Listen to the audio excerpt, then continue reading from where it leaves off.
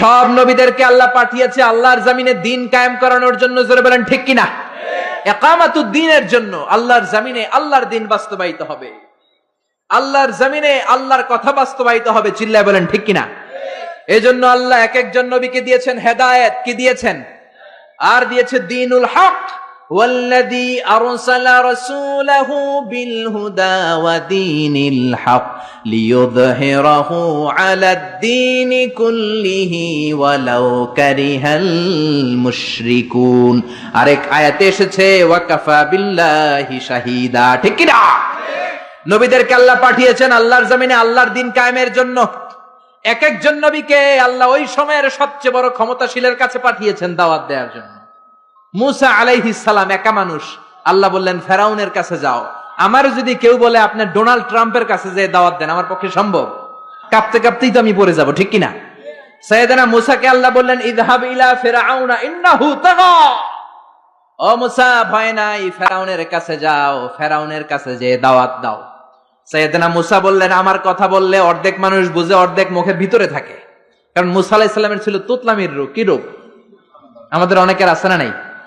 মুখে কথা আটকায় যায়, আছে না নাই? আমার এক ক্লাসমেট ছিল, ওর রোল নাম্বার ছিল 35। আমি অনেক জায়গায় গল্প করি, তো হুজুর যখন আমাদের রোল নাম্বার ডাকতো, স্কুলে বলে প্রেজেন্ট স্যার, আমরা কইতাম লাব্বাইক। মাদ্রাসায় আপনারা কি কন? লাব্বাইক। তো ওর রোল নাম্বার 35। ওর রোল নাম্বার ডাকলে ও যখন লাব্বাইক করতো, লাল্লাল্লাহ লাব্বাইক, এটা 37 কিংবা 38 যায় পড়তো। তো হুজুর আর কি করবে, ওর তো তুতলামি, ওর তো আসে না ভেতর থেকে। হুজুরের বললো বাবা তুই এক কাজ করিস, তোর রোল নাম্বার তো 35, তুই 32 থেকে শুরু করবি।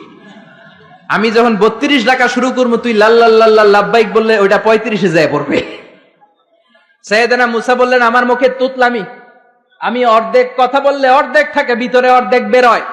বনি ইসরাইলের লোকেরা বলে আপনার কথা বুঝি না। আল্লাহ বললেন ভয় নাই, হারুনকে নবী বানিয়ে দিলাম। মুসা আলাইহিস সালামের ভাই হারুনকে নবী বানিয়ে দিলেন কে? এরপর আল্লাহ বললেন ফাকুলা লাহু কাওলান লাইনান লাআল্লাহু ইয়াতাযাক্কারু আও ইয়াখশা। ও মুসা, তুমি যাও, তোমার ভাই হারুনও যাও, তোমার মেজাজ একটু গরম। মুসা নবীর মেজাজকে গরম করে দিয়েছে কে? চিল্লায় বলেন কে? তোমার মেজাজ একটু গরম, কিন্তু জিহ্বা বানিয়েছি নরম। আমাদের জিহ্বা কি নরম না গরম?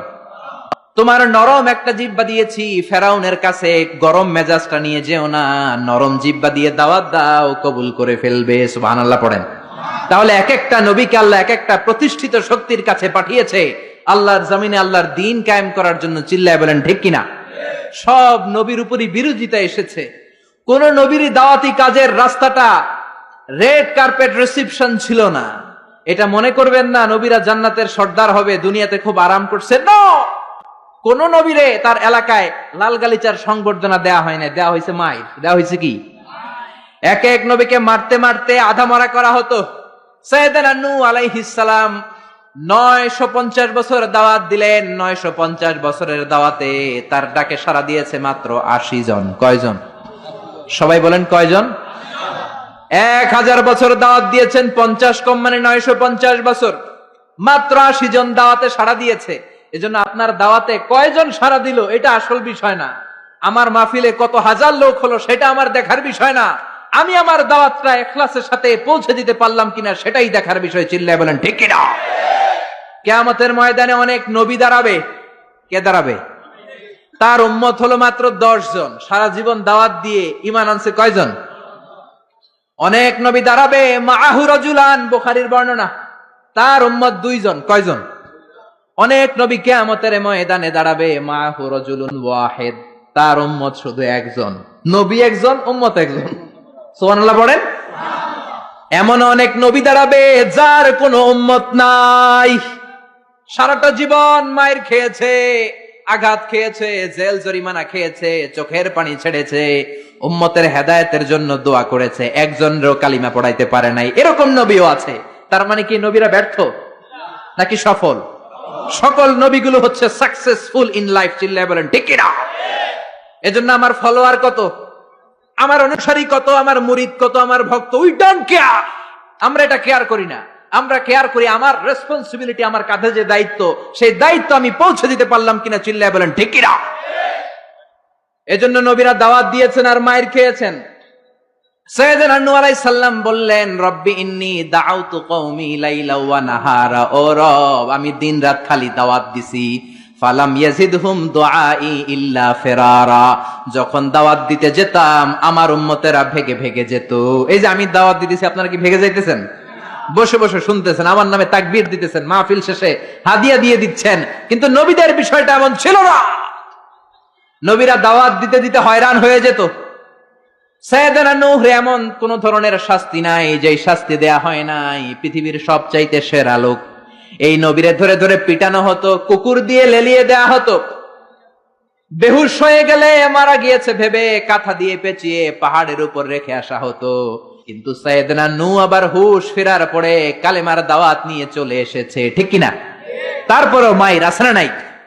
তারপরে উনি দোয়া করলেন, রব্বিলা তাদার আলাল আরদি মিনাল কাফিরিনা দাইয়ারা, ও আল্লাহ আমার কথা শুধু শুনে না, আমারে শুধু মারে, আমারে পিটায়, আপনি কাফেরদের আন্ডা বাচ্চা যত আছে সবগুলোর জমিন থেকে শেষ করে দেন। একজন নবী কখন এই বদদোয়া করে? যখন আর উপায় নাই, যখন মায়ের খেতে খেতে দেহে আর সয় না।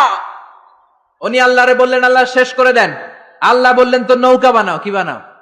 বিশাল কিস্তি বানানো হলো, 80 জন উম্মত নিয়ে নৌকায় উঠলেন। ছেলেরে বললেন, আমার কলিজার টুকরা নৌকায় ওঠো। ছেলে কয়, ব্যাপার না, আমি পাহাড়ের উপরে উঠবো, বন্যা আমার কিছু করতে পারবে না। সাইয়েদনা নূহ বললেন, লা আসিমাল ইয়াউম, আজকে বাঁচানোর কেউ নাই, একজন ছাড়া, তিনি কে? আল্লাহ আকাশে বললেন, আকাশ বৃষ্টি দাও। জমিন রে বললেন, জমিনের পানি উপরে বাইরে বমি করে দাও।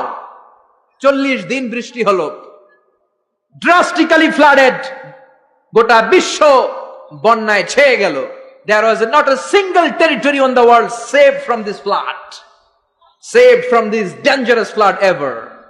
পৃথিবীর একটা ছোট্ট জায়গা ছিল না, ভূখণ্ড ছিল না যেই জায়গায় বন্যা হয় নাই। নূহ আলাইহিস সালামের বন্যায় আল্লাহর কাবা ঘরও ভেঙে মাটির সাথে মিশে গিয়েছে। পড়েন আল্লাহু আকবার। এজন্য নাফরমানি, বান্দরামি, আল্লাহর বিরোধিতা, কোরআনের বিরোধিতা যদি করি, ওই বন্যা আছে না নাই? মাঝে মাঝে আল্লাহ একটু বন্যা দিয়ে আমাদেরকে চেক করে, আমাদেরকে রিমাইন্ডার দেয় যে আল্লাহ 3 দিন লাগাতার বন্যা দিলেন, ও আল্লাহ কি 30 দিন বন্যা দিতে পারে না? যে আল্লাহ 2 সেকেন্ডে রিখটার স্কেলে 5 মাত্রার ভূমিকম্প দিয়ে বাংলাদেশ নাড়াইয়ে দিলেন, 3 মাত্রার ভূমিকম্প দিয়ে, সে আল্লাহ কি 8 মাত্রার ভূমিকম্প দিতে পারে না? যে আল্লাহ নেপালকে একটা ধাক্কা দিয়ে জমিনের সাথে মিশিয়ে দিলেন, সে আল্লাহ কি বাংলাদেশকে মিলাইয়ে দিতে পারে না? এজন্য ইবাদত করতে হবে একজনের, তিনি কে? মসজিদমুখী হওয়ার দরকার আছে না নাই? নামাজমুখী হওয়ার দরকার আছে না নাই? জামাতমুখী হওয়ার দরকার আছে না নাই? ফ্যামিলিটারে জান্নাতি ফ্যামিলি বানানোর দরকার আছে না নাই? এগুলো আমরা শিখবো নবীদের দাওয়াতি পদ্ধতি থেকে। চিল্লায় বলেন ঠিক কিনা?